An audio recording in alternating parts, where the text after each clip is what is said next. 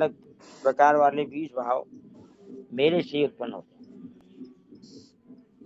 और अहम सर्वस्य प्रभु मध्य सर्वम प्रवर्तते, 10वें अध्याय का 8वां श्लोक।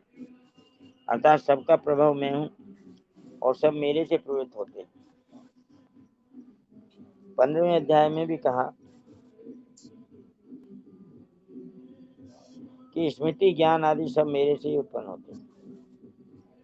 मत स्मृति ज्ञानम अपोहनम, 15वें अध्याय का 15वां श्लोक।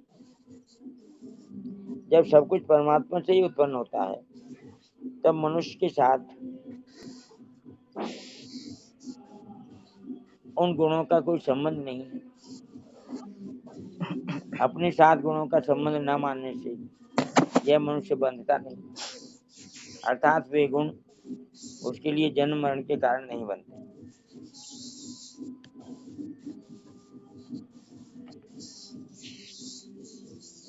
गीता में जहाँ भक्ति का वर्णन है वहाँ भगवान कहते हैं कि सब कुछ मैं ही हूँ। सत सत चाहम अर्जुन, 9वें अध्याय का 19वां श्लोक। और अर्जुन भी भगवान के लिए कहते हैं कि आप सत और असत भी हैं तथा उससे पर भी हैं।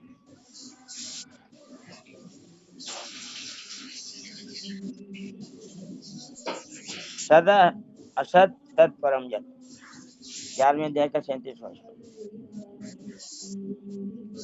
ज्ञानी प्रेमी भक्त के लिए भी भगवान कहते हैं कि उसकी दृष्टि में सब कुछ वासुदेव ही है। वासुदेव सर्वम, 7वें अध्याय का 19वां श्लोक। कारण यह है कि भक्ति में श्रद्धा और मान्यता की मुख्यता होती है तथा भगवान में दृढ़ अनन्यता होती है। भक्ति में अन्य का भाव होता है। जैसे उत्तम पतिव्रता को एक पति के सिवाय संसार में दूसरा कोई पुरुष दिखता ही नहीं, ऐसे ही भक्त को एक भगवान के सिवाय और कोई दिखता ही नहीं, केवल भगवान ही दिखते।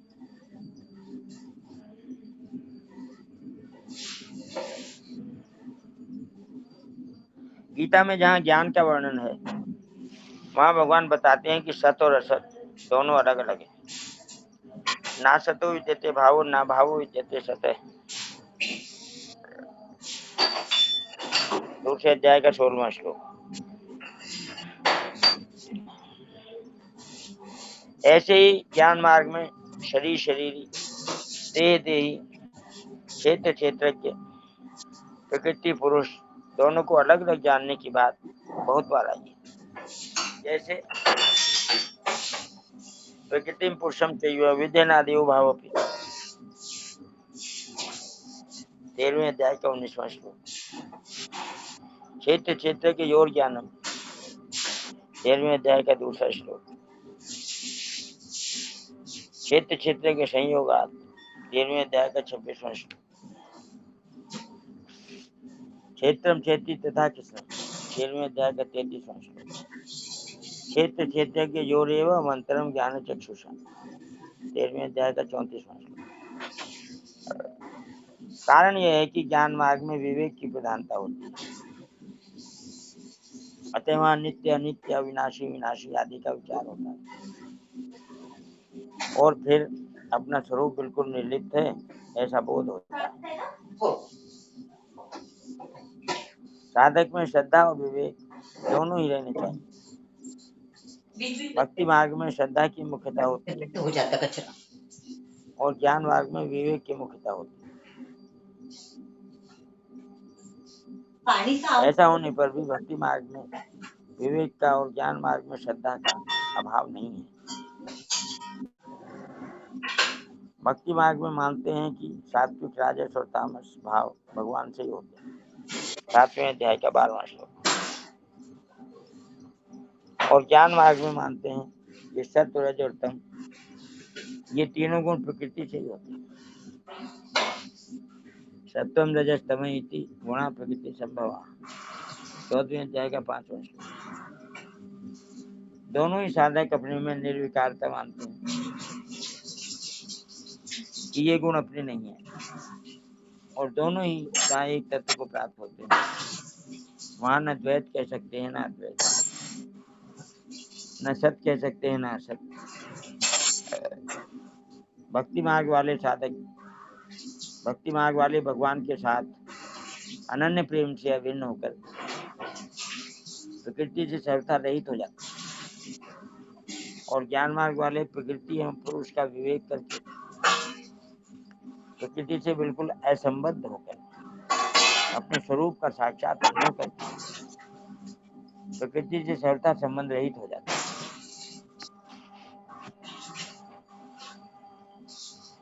परिशिष्ट भाव। मत्ते पर धर्म नान्यत किंचित अस्ति, 7वें अध्याय का 7वां श्लोक का विस्तार करते हुए भगवान ने पिछले 4 श्लोकों में जो बात कही और जो बात नहीं कही, वह सब की सब बात उपसंहार रूप से भगवान ने इस श्लोक में कह दी। भगवान कहते हैं कि संपूर्ण सात्विक, राजस और तामस भाव मेरे से उत्पन्न, मेरे से ही सत्ता स्फूर्ति पाते, तथापि मैं इनमें नहीं हूं और ये मेरे में नहीं, अर्थात सब कुछ मैं ही में है। अतः मेरी प्राप्ति चाहने वाले साधक की दृष्टि इन भावों की तरफ न जाकर मेरी तरफ ही जानी चाहिए। अगर वह उन भावों में ही उलझ जाएगा तो कभी मुक्त नहीं होगा अथवा भक्त नहीं होगा। देखने, सुनने, समझने आदि में जो भी भाव आते हैं और जो नहीं आते हैं, वे सब के सब ये पद के अंतर्गत समझने चाहिए। भगवान से उत्पन्न होने के कारण यहाँ सात्विक, राजस और तामस गुणों को भाव नाम से कहा गया है। तात्पर्य है कि भगवान भाव रूप है, सत्ता रूप है। जी, ये आपने बताया कि देखने, सुनने, समझने आदि में जो भी भाव आते हैं और जो नहीं आते हैं, ये सब के सब ये पद, तो ये पद क्या समझना चाहिए? अच्छा जी, ये चैव सात्विका भावा, ये पद है ना शुरुआत में जो है, अच्छा इस इसमें श्लोक का पहला पद है, उससे तात्पर्य है, ये का अर्थ है जितने भी,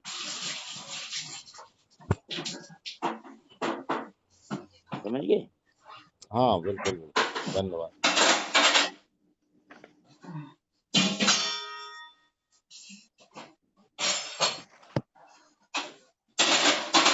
भगवान से उत्पन्न होने के कारण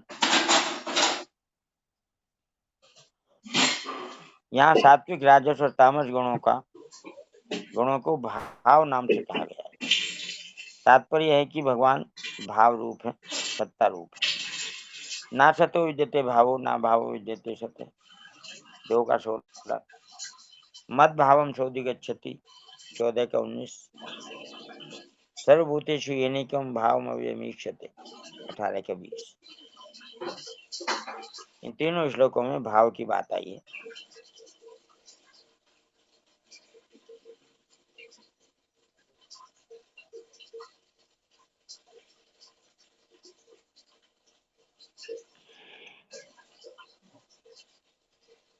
आप कहें तो ये तीनों श्लोक पढ़ के बताए जाएं, व्याख्या सही,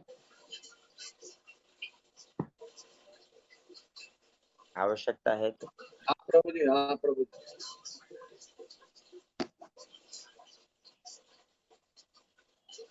2 का 16। ना सतो विद्यते भावो ना भावो विद्यते सते, उभयोरपि दृष्टोऽन्तः त्वनयोः तत्त्वदर्शी।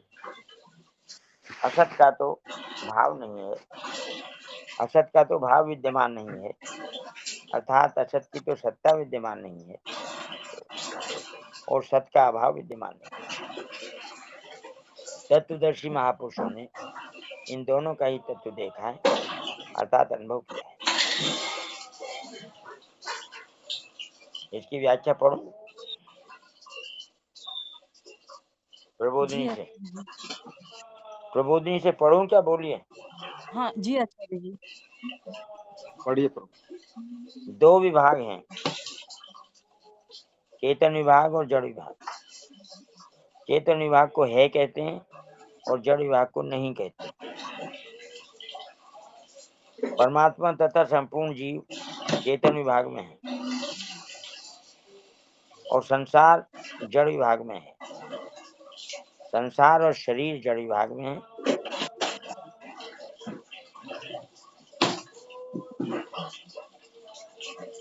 परमात्मा तथा संपूर्ण जीव चेतन विभाग में। दोनों का स्वभाव जड़ और चेतन का परस्पर विरुद्ध है। यह नियम है कि परस्पर विरुद्ध विश्वास एक साथ नहीं रह सकते।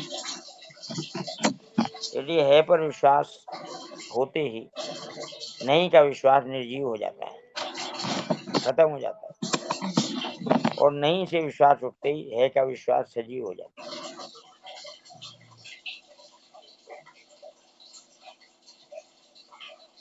सजीव निर्जीव होने का मतलब है प्रकट हो जाता है और नहीं गायब हो जाता है।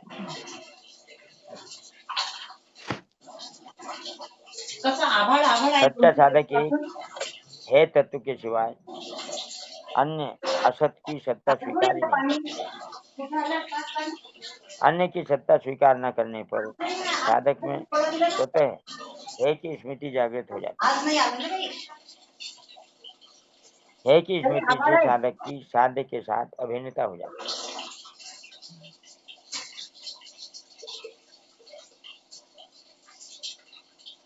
कोई मनुष्य नहीं को कितनी दृढ़ता से स्वीकार करे,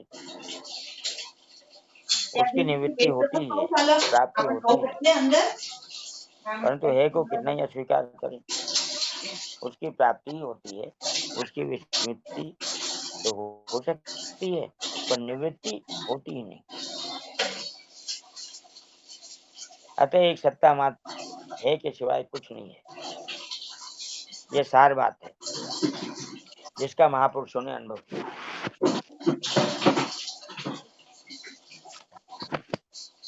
संसार में अभाव ही मुख्य है। इसके भाव में भी अभाव है, अभाव में भी अभाव है, परंतु परमात्मा में भाव ही मुख्य है। उनके अभाव में भी भाव है, भाव में भी भाव है। संसार दिखे या न दिखे, मिले या न मिले, उसका वियोग ही मुख्य है। परमात्मा दिखे या न दिखे, मिले या न मिले, उनका योग ही मुख्य है। संसार का नित्य वियोग है, परमात्मा का नित्य योग है।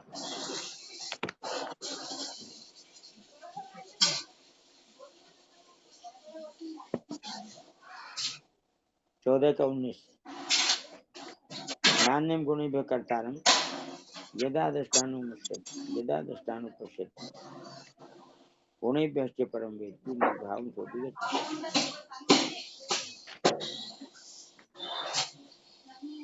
जब विवेकी विचार कुशल मनुष्य तीनों गुणों के सिवाय अन्य किसी को करता नहीं देखता और अपने को गुणों से परे अनुभव करता है, तब वे मेरे सत्स्वरूप को प्राप्त हो जाते हैं। व्याख्या है, संपूर्ण क्रियाओं के होने में गुण ही कारण है, अन्य कोई कारण नहीं है। विवेकशील साधक जिससे गुण प्रकाशित होते हैं उस प्रकाशक में अपनी स्वाभाविक स्थिति का अनुभव करता है, अर्थात अपने को गुणों से क्रिया और पदार्थों से असंग अनुभव करता है। गुणों से असंग अनुभव करने पर वह योगारूढ़ हो जाता है। यदा इन्द्रियार्थेषु न कर्मणि अनुसज्जते सर्व संकल्प सन्यासी योगारूढ़। छठे अध्याय का 4था श्लोक। योगारूढ़ होने से शांति की प्राप्ति होती है और उस शांति में न अटकने से ब्रह्म की प्राप्ति होती है।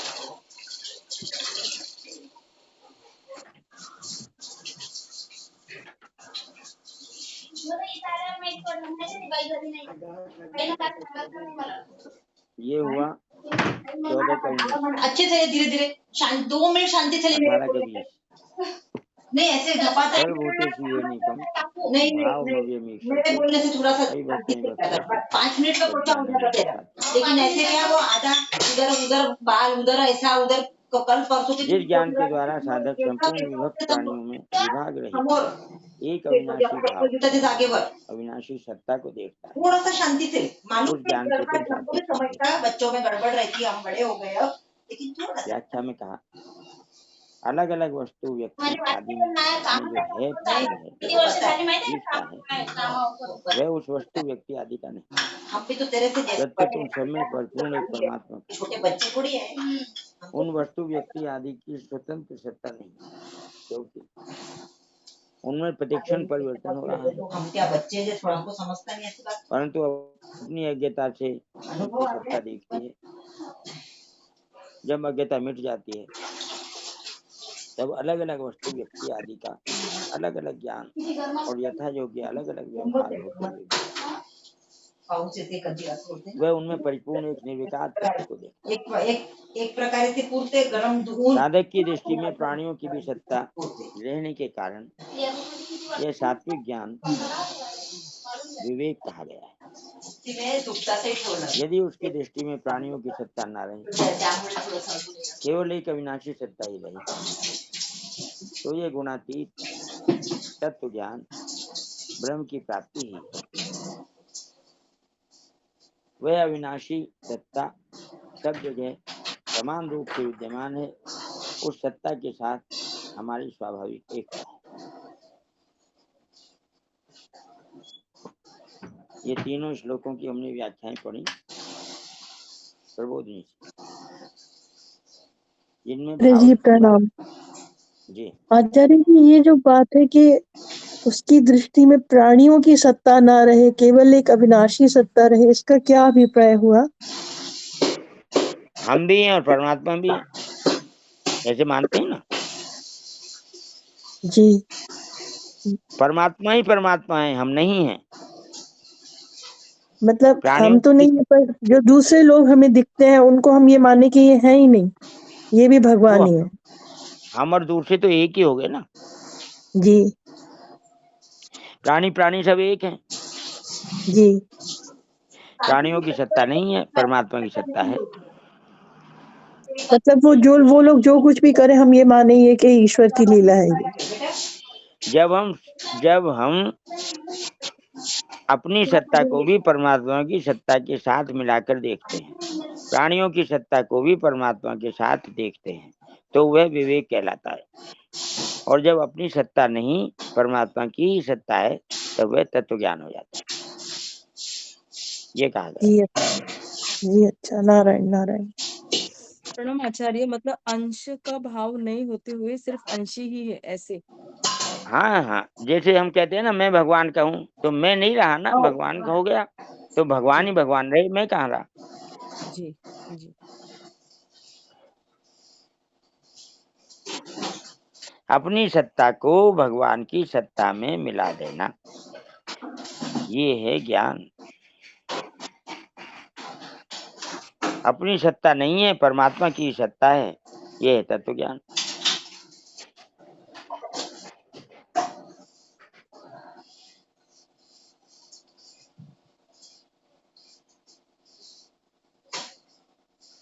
अंश और अंशी दो तत्व नहीं है, तत्व एक ही है।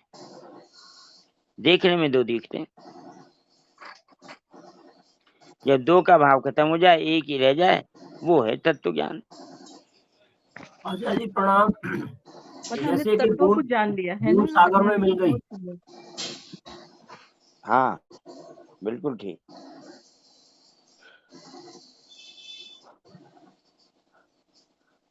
बूंद नहीं है, आप बूंद सागर नहीं ही रही, है। सागर बन गया। जी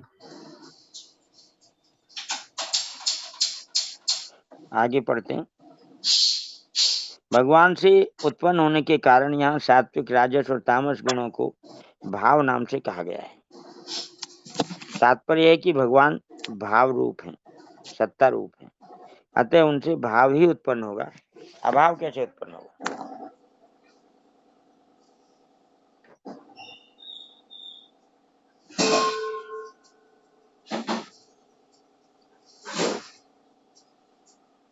भगवान से उत्पन्न होने के कारण सब भाव भगवान के ही स्वरूप है। भवन्ति भावा भूता नाम मत्ते एव पृथक विदा, 10वें अध्याय का 5वां श्लोक। तात्पर्य है कि शरीर, इंद्रिया, मन, बुद्धि से जो भी सात्विक, राजस और तामस भाव, क्रिया पदार्थ आदि ग्रहण किए जाते हैं, वे सब भगवान ही हैं। भागवत का श्लोक है, बहुत महत्वपूर्ण श्लोक, 11वें स्कंद के 13वें अध्याय का 24वां श्लोक। सुनिए, जैसे हमारा ये श्लोक है ना, 7वें का 7वां, मत्ते परतरम नान्यत् किंचित् अस्ति धनंजय मयि सत्यं प्रोते मनगणाय। इसी की टक्कर के श्लोक भागवत में है।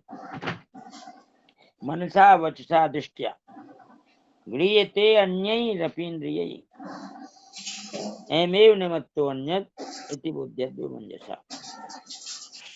इसका अर्थ है मन से, वाणी से, दृष्टि से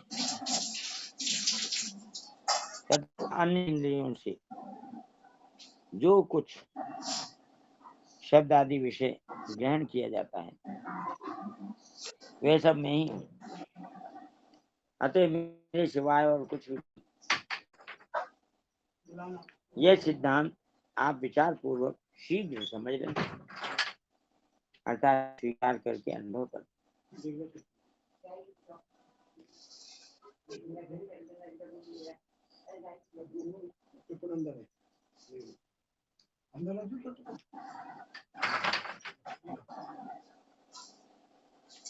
आगे कहते हैं, मन की स्फुरना मात्र चाहे अच्छी हो या बुरी, भगवान ही है।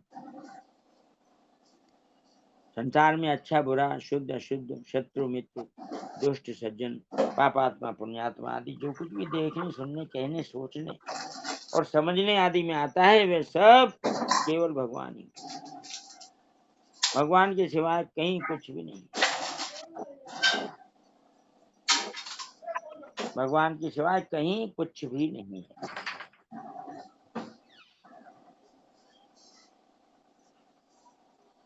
अपना कुछ स्वार्थ रखें, लेने की इच्छा रखें, तभी सात्विक, राजस और तामस ये तीन भेद होते हैं। यदि अपना कुछ स्वार्थ न रखें और दूसरे के हित की दृष्टि रखें, तो ये भगवान के ही स्वरूप है। इनको अपने लिए मानना, इनसे सुख लेना ही पतन का कारण है। इस अध्याय का 37वां श्लोक।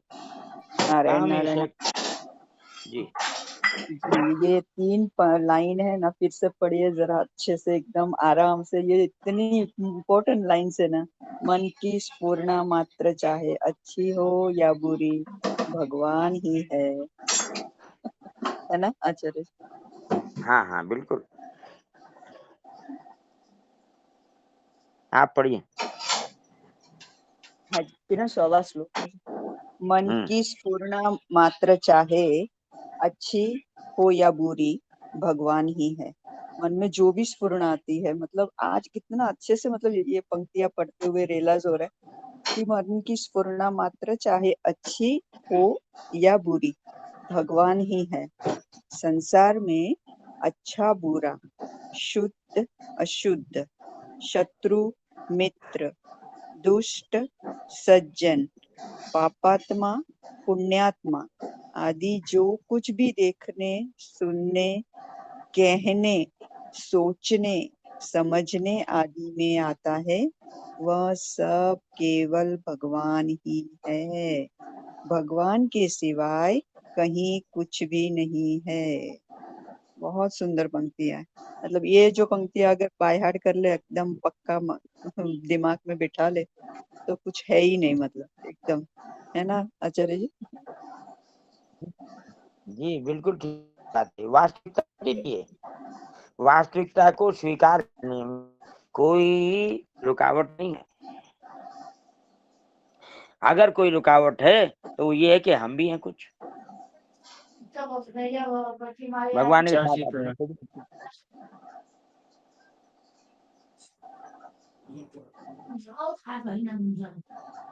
अच्छा, भगवान ही हैं, यह है वास्तविकता। हम भी हैं, यह है अवास्तविकता। मिलावट कर दी। शुद्ध चीज में मिलावट करना बुरी बात है।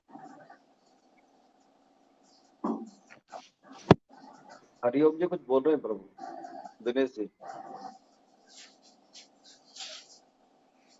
बोलिए भाई जी। आचार्य जी, हाँ जी। बहन जी ने जो 3 लाइन पे दृष्टि ले गई है दोबारा हम लोगों को, उसमें एक जी बहुत मार्मिक पक्ष आया है। जी। मन की स्फुरना मात्र, हाँ चाहे अच्छी हो या बुरी हो, भगवान ही जी। है। तो मन भगवान का है, सृष्टि भगवान की है, और स्फुरना भी भगवान की है। लेकिन उस स्फुरना को जब ये जीव पकड़ लेता है, किसी स्फुरना को, और उसमें आसक्त हो जाता है, फिर उसमें कामना कर लेता है, फिर वो बुरे ढंग से फंस जाता है।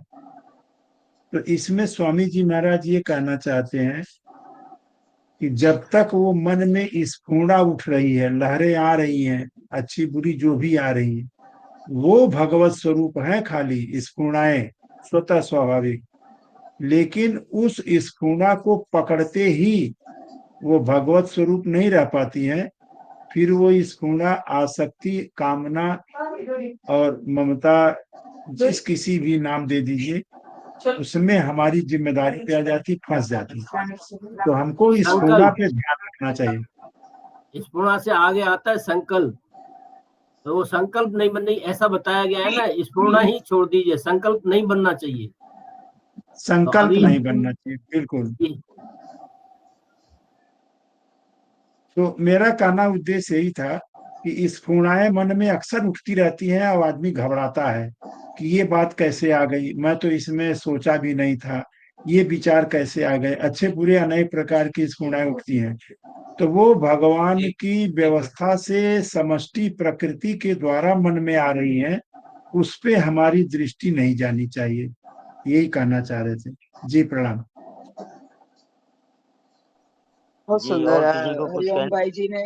हरिओम भाई जी ने बात इतने अच्छे से वो एक्सप्लेन करके पकड़ा दी ना, बहुत अच्छा लगा।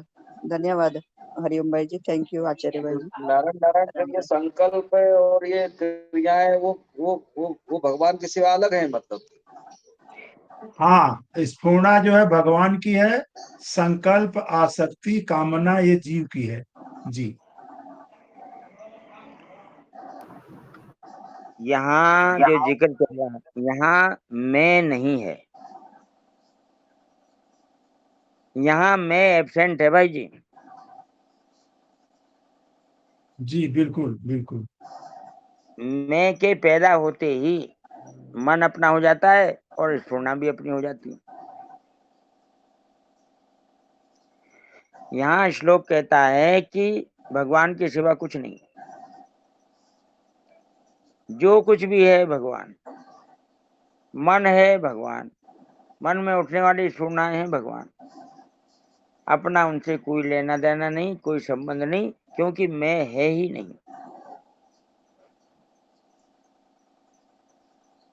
जब वो मैं को जोड़ देते हैं भगवान के साथ, तो फिर पूरा व्यापार फैल जाता है।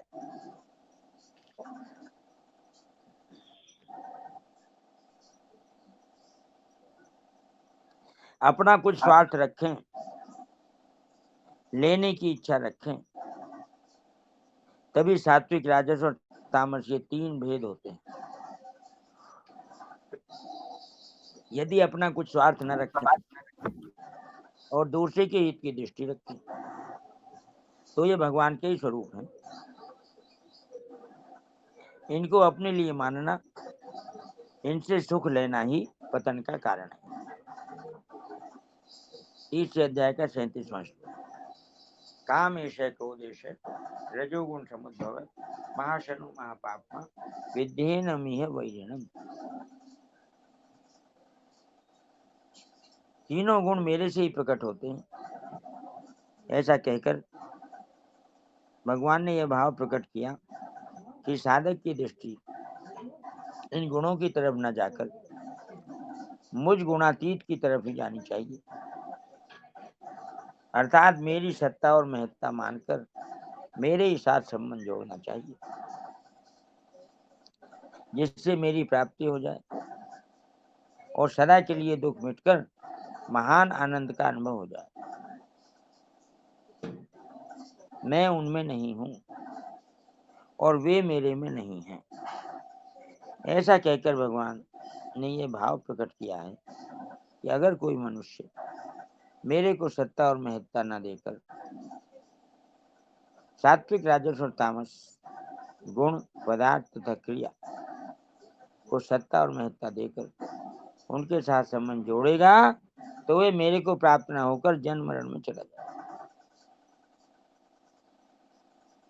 कारण गुण संगों से सदसद्य जन्म। ओम प्रकाश भाई जी को बुलाने की आवश्यकता है। नारायण नारायण जी, बहुत बहुत धन्यवाद। बहुत सुंदर बात कही आपने। बुला लेते हैं ओम प्रकाश जी भाई जी को। ओम प्रकाश जी भाई जी स्वामी जी के साथ साथ बातें बताने के लिए आई है। नारायण नारायण, राम राम। नारायण रूपी सभी को प्रणाम करते हैं। बहुत अच्छा विवेचन चल रहा है, आनंद आ रहा है, अच्छे अच्छे प्रश्न उठ रहे हैं, अच्छी अच्छी बातें हो रही है, अच्छा समझ में आ रहा है और हर साधक एकदम सतर्क है, इस बात का आनंद आ रहा है। नारायण नारायण। रामानुज भाई जी, रामानुज भाई जी, भाई जी बोलिए, दिनेश सिंह जी बोलिए। हाँ, आपकी हाँ मैं आवाज एक रामानुज भाई जी आवाज नहीं आ रही आपकी, जोशी जी। हाँ बोलिए बोलिए राम बोलिए ओम प्रकाश जी भाई जी बोलिए। दिनेश जी क्या बोल रहे हो? दिनेश जी कुछ बोल रहे नारायण। हैं। हाँ एक हाँ मिनट मैं दिनेश जी अच्छा, हाँ बोलो भाई जी। हाँ मैं ये कह रहा था कि बहुत मार्मिक पक्ष चल रहा है, तो ये परिशिष्ट को रामानुज भाई जी शुरू से कल अगले सत्र में रखिएगा। ये परिशिष्ट फिर से हम लोग चलेंगे, इसमें बहुत मार्मिक बातें हैं जी। अवश्य अवश्य अवश्य, बहुत बहुत सही बात कही, बहुत बढ़िया, बहुत बहुत धन्यवाद। ओम प्रकाश जी भाई जी आवाज आ रही है? आ रही है। ओम प्रकाश जी आप बोलो। ओम प्रकाश भाई जी। हाँ, राम राम भाई जी। राम राम, प्रणाम भाई जी। सबको प्रणाम, सबको राम राम।